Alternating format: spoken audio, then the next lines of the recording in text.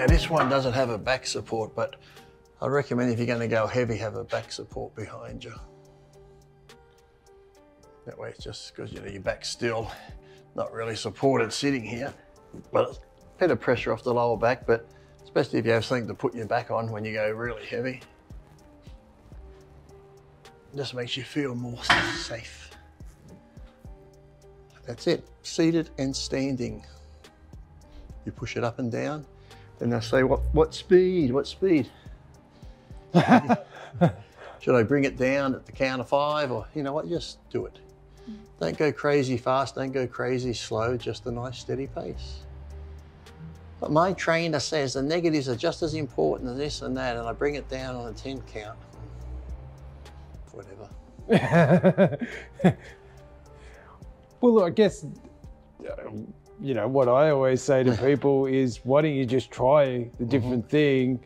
And find what works for you. Yeah, yeah, That's yeah. what you got to do. It's like, I've always said that, you know, I can say, I like this exercise, for my arms it's the best, but you might not feel it as good, so you find something else. Well, if that's the case, go do something else. Oh no, I can't do that. Lee and them said I got to do this one. No, you just try everything, find what you feel works for you, that you get the best pump on, that doesn't cause any aggravating pains, and stick to that one. That's what you got to do. Yeah. Well, he said he does this. When I do that, it hurts, but I'll keep doing it because he said to do it. Okay. And anything you try, you have to do it consistently for... at least 2 months. Yeah. Some people go, oh, I've been doing this. Like I've given people programs. Oh, I'm really enjoying that program. It's working well. When should I change it up? That'll just be a week after I gave it to them. It was like someone's big and fat, you give them a diet, and the first thing they say, when's my cheat meal? Well, maybe when you lose fucking 50 pounds, you can get a reward, but until you drop a lot of weight, you're not getting a cheat meal. Unbelievable. Yeah, do you think a kid asked me, he paid me, then he got sick and went to hospital, and he's back on it again now. I gave him a training thing, he said it's working good, and then he sends me a thing back, oh, I'm going to train this way now and do this. I'm like, okay.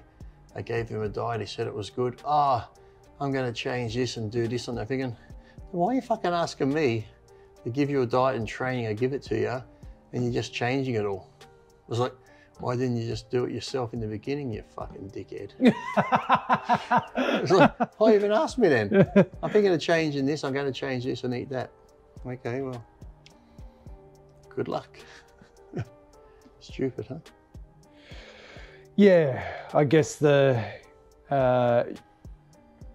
don't know how many times I've heard yours say about the story of your life, about, you know, 13 years old, just training every day, eating.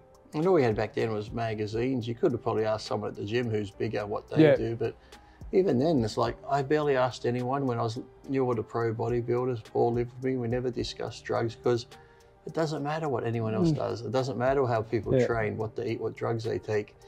You're different to me and I'm different to whoever. So knowing, like, they always think if you trained exactly the same as me, you ate the same, took the same drugs, you're gonna look like me. But it's not. That's where you gotta find what works for you. Try different foods, see which you get a good pump on, which you have energy. Try different exercises, and the one that you feel the most, stick with them. Yeah. But they think, oh, what about this? What's he do for that? It's like, you see on the boards even with steroids, oh, they won't tell you what they take. Well, most will, but what difference does it make if you know what they take? Yeah. It's not gonna make you get any bigger. You can do the exact same cycle and still not grow, so I just don't see why. And then they're talking about why doesn't bodybuilding grow? Because all you dumb cunts talk about now is steroids. Steroids are used in every professional sport. We know that, but they don't talk about it. You won't go on a NFL page where they're discussing steroids. Or why is that linebacker so big? Because he's eating 10,000 calories, doing a bit of DECA and test. But bodybuilders, all the young kids talk about tren and this and steroids, and what should I take? And you know, when they do those podcasts and bodybuilders, they'll post on Instagram or Facebook, get your questions in. 80% are just on drugs. It's like these people think the only thing missing that's stopping them from being great is drugs. Fucking idiots. So, stupid. And also, I don't, I just touched on it before, but training has and always will be your lifestyle, that you train every day without fail, or, at least probably 6 days out of 7 I train and do something. Even if you're not going super heavy, I'll go do cardio. Yeah.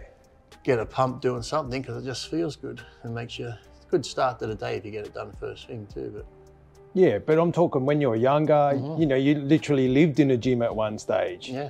So that's what it takes to reach your maximum potential, and whatever that potential is, that's where you're... It's like people even asked us in the question, oh, I'm 18, I want to get into bodybuilding, look at my photo. Do you think I've got potential? I'm like, you just started, you look like a skinny kid. How the fuck would I know if you got potential? Because I've seen some people who you think when you see a younger photo go on to win bodybuilding shows, and if you first saw him, you're like, he's got no potential at all. I said, you just got to train. I just tell people, go train. If it's going to happen, it's going to happen. It's that simple. Yeah. It's like, I can't predict it. It's like on Sunday, I got to do a podcast where rate my physique. And people always blow smoke up their ass. Oh, he's going to be good. Because, you might have a little bit of muscle. But yet I've seen people who develop that little bit of muscle, but that's all they get. Yeah. Okay, you might think, oh, if you keep going like that, you're going to become pro. But some people don't go past that. 10 years later, they still look like that. So, and the thing is too, with these rate my physiques, if you've got to ask that question, I think you suck. Because I never asked anyone that. You never went up to someone and go, do you think I'm going to do well in the pros?